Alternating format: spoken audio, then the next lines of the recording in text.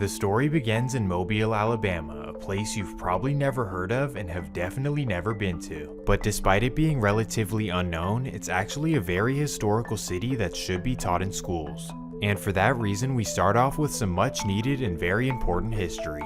For those who are unfamiliar, the Atlantic slave trade was made illegal in 1808 by the United States government. This meant that slaves could no longer be imported to the country, a very monumental moment in history. But despite this great progress, many slave owners in Alabama decided to completely disregard the law. So for 52 years, illegal slave ships were still arriving to the port of Mobile.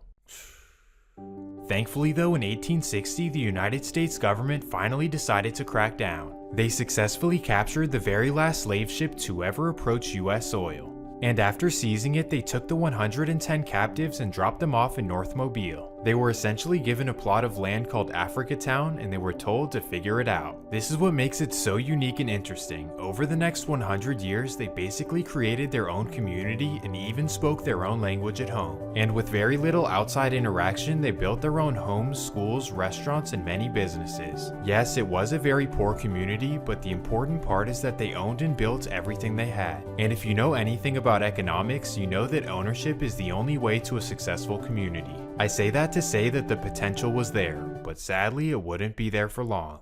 In the 1950s, the United States government introduced a controversial plan called urban renewal. Essentially, they designated certain areas as decaying and used this to seize all of the property. Obviously, this is a violation of property rights and the Constitution, but back then it wasn't seen that way. So they went to various neighborhoods across the country and pretty much bulldozed them to the ground.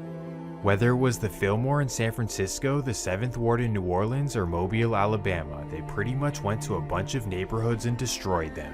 And by the end of the 1950s, over 75% of Africatown was completely demolished.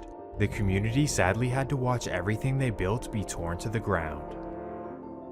The deep history and cornerstones of the community were now replaced by endless public housing. And on top of this, they even changed the neighborhood's name from Africatown to the Happy Hills. Like, damn, we can't even keep the name? Well, to me, urban renewal is one of the biggest stains in American history as it destroyed so many communities. It essentially turned homeowners and business owners to welfare recipients overnight, and as you would expect, the government did not take care of what they replaced it with. The residents were exposed to broken ceilings, mold, and rodent-infested apartments, and on top of this, there were no local businesses left in the area.